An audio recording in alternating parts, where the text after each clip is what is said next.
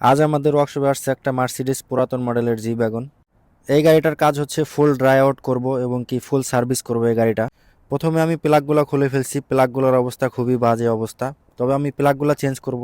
তো এই মার্সিডিজ গাড়িতে প্লাগ থাকে 12টা প্লাগ থাকে, 6 সিলিন্ডারে 12টা প্লাগ থাকে, এক এক সিলিন্ডারে 2টা করে প্লাগ থাকে।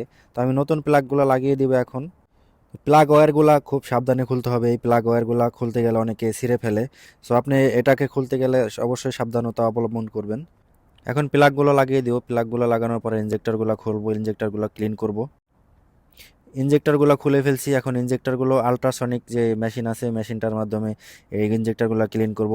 ফুয়েল ফিল্টারটা চেঞ্জ করব, ফুয়েল ফিল্টারটা খুলে ফেলতেছি।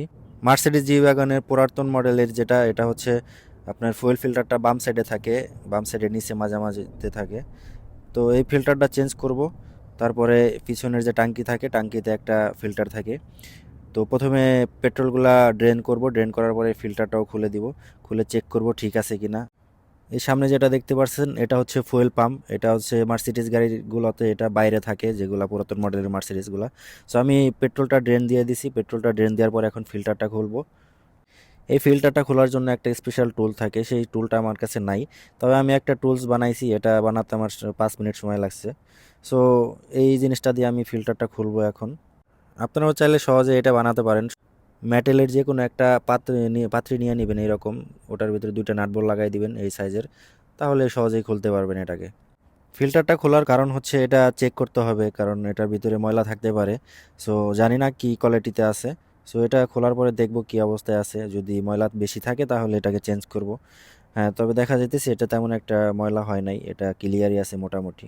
সো এটা এখন চেঞ্জ করার দরকার নাই, এটাই লাগিয়ে দিব একটু পরিষ্কার করে। এখন মোটামুটি কাজ প্রায় শেষ পর্যায়ে। তবে এখন ইঞ্জিন অয়েলটা ঢালবো, ইঞ্জেক্টর লাগানো শেষ হয়ে গেছে, ফিল্টারগুলো ফিটিং করে দিয়েছি। এখন আমার থ্রোটল বডিটা ক্লিন করব, ইনটেক ম্যানিফোল্ডটাও ক্লিন করব।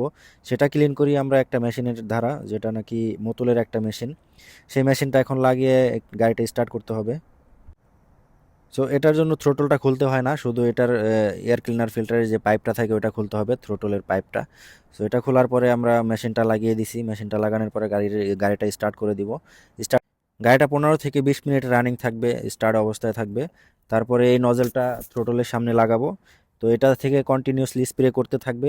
তো মেশিন সেট আপ করা হয়ে গেছে, এখন শুধু নজেলটা লাগাবো। লাগানোর পরে গাড়িটা স্টার্ট করে দিছি, এখন নজেলটা লাগানো হয়ে গেছে।